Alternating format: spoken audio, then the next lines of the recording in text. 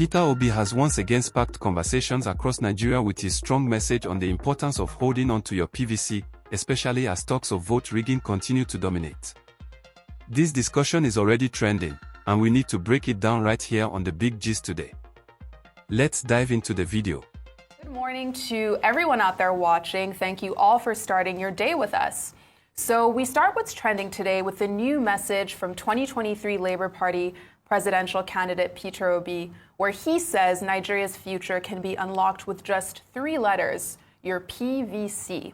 So in a new post, he says that the PVC is the bridge to a new Nigeria, adding that those who buy votes are not offering you charity, they're investing in their own corruption.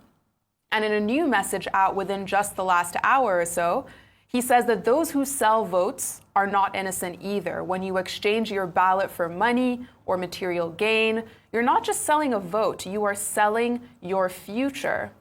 And all of this comes as this video has been making the rounds online, and it appears to show people lining up during the elections this past weekend to receive cash handouts. I mean, you can see it here in this video. It's happening in broad daylight.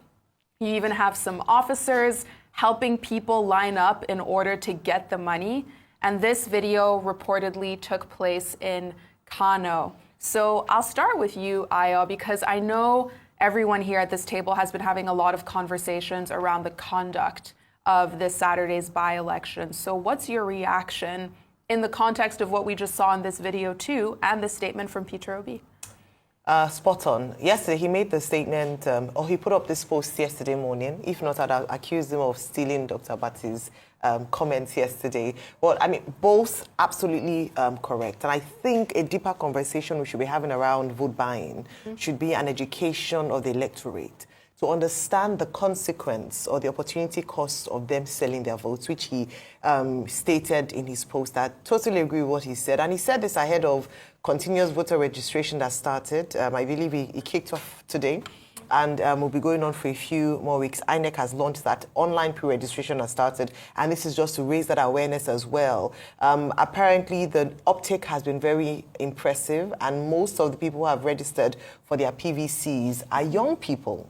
And Nigeria is a young population. We have 60% or more of our population made up of young people. And usually when you see, if you watch that video, you can play that video again, where people are seeing, that video that was captured over the weekend. You see that a lot of people who are there, we see a lot of them are young people. A lot of people are coming. These are jobless people. People don't have work. We know we have a high unemployment rate in Nigeria. And so they just use them as tools. But what these young people must understand is that the future of Nigeria lies on, it sits on their shoulders. And what they do today is what they will reap tomorrow. We are still reaping what we did or did not do during our time, at their age. And so if you are seen as a political tool or a weapon, you are just a tool in the hands of people who do not want what's best for you. When they offer you pittance, you are literally selling your future, mortgaging your future on very cheap, very low. And so I'm hoping that the National Orientation Agency, this is a challenge to them, and perhaps other platforms, not-for-profit organizations will rise up and begin to re-engineer the minds of young people in Nigeria to understand the implications of selling their votes, and also understand the implication of staying back and not actually coming out to vote, because voter apathy is also a thing beyond, vote buying. So these are some of the things that, we should talk about. The last point I'll make on this story and with that video is that oftentimes we see the faces of the people who are guilty. But what we don't see are consequences. We don't see anything that happens to them. And so that is why it will continue to happen. Where there are no consequences, there's no deterrent to not do it again. And so I'm hoping that INEC will step up, and actually, well, not just INEC actually, but also the security agents will also step up with the provisions of the law and bring these people to book. Where they are selling, people who are organizing or orchestrating these things, take them and let them face the full consequences, and let's see an end to this thing. But let me just remind our young people, if you sell your vote, you sell your future. It is just a temporary pleasure that you mortgage for long-term benefits for you and your generations to come. Well, the counter-argument that I hear is that the people are hungry, they are poor, so it's out of desperation and the dispossession that has overtaken the economy that people just sell their votes, because people live hand to mouth. But this is not the purpose of democracy. The purpose of democracy is for the people to have informed choice, to have free choice, and to be able to determine their own future by choosing the people who will represent them. And it was on the basis of that that I was saying yesterday that perhaps we need to do a lot more in terms of voter education and voter mobilization. INEC at all levels, whether it's state independent electoral commission or at the federal level, INEC has what they call a voter education department. How much energy is put into that? Political parties are also supposed to be involved in voter education, civil society groups, the National Orientation Agency. But it's just that we just leave the Nigerian voter who has been experiencing democratic rule since 1999, 36 years now, to just assume that it is the normal thing to collect money from politicians. Part of it is the lack of trust between politicians and the people, because the assumption is that the man who is looking for political office is looking for an opportunity to gain access to state resources, and that if the politician is going to make money, why don't they make their own? Now, there's also a lack of conscience, moral turpitude on the part of the average Nigerian voter. You know, these voters, they are very smart.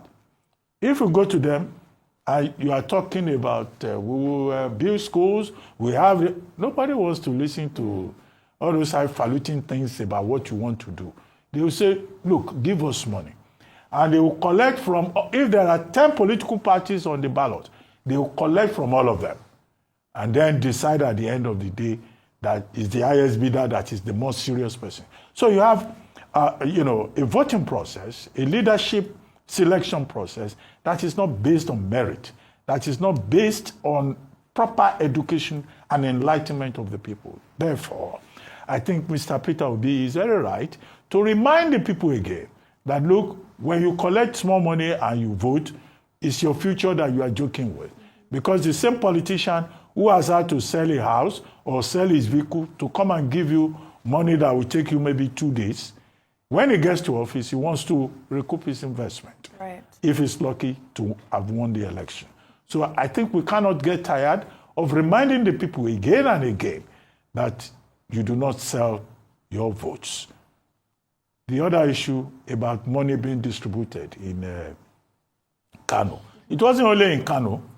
In Ogun State, we were saying yesterday, a vehicle, a Mitsubishi van, was intercepted and 2.5 million naira was found in it. The only explanation that the occupants of the van could offer was that they were given the money by a man called Political Solution. Some individuals, in fact, go around calling themselves Political Solution.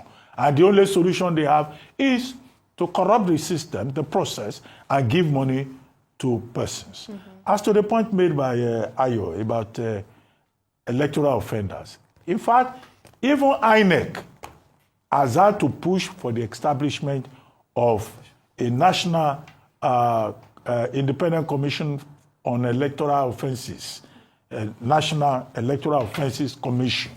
That's the exact title of the proposal.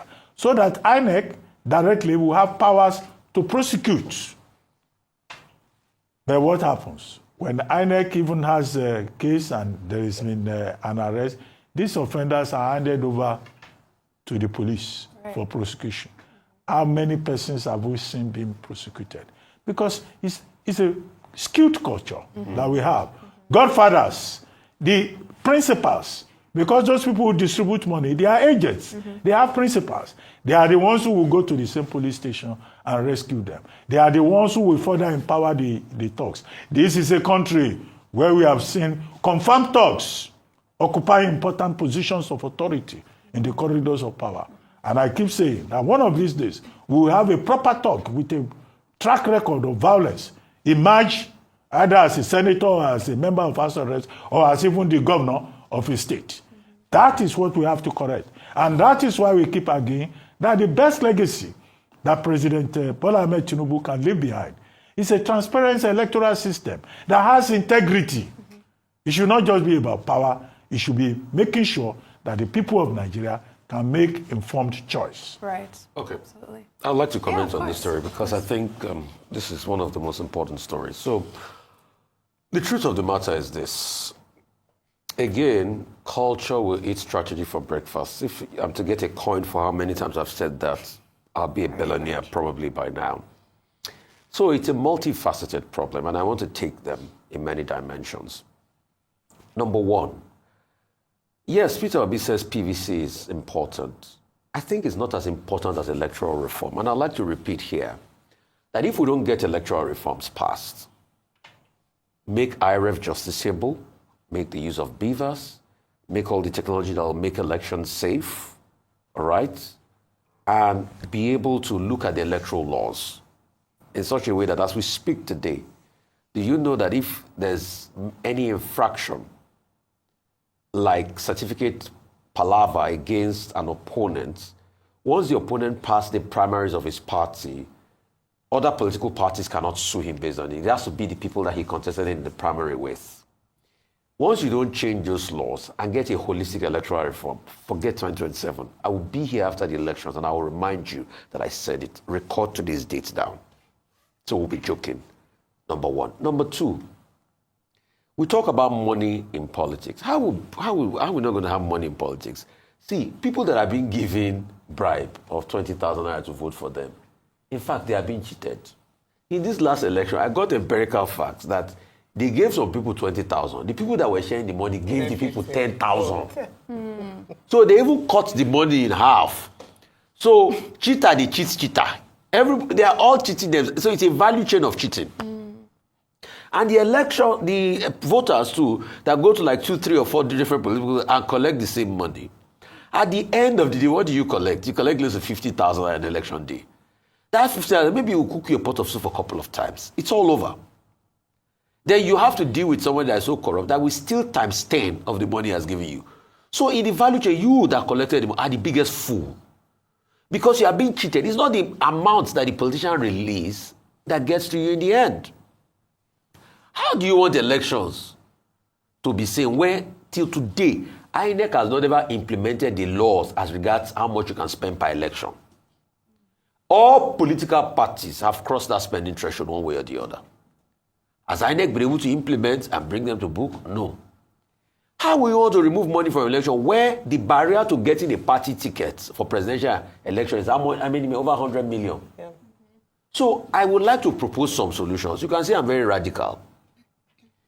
If we truly want sanity, money should not be involved.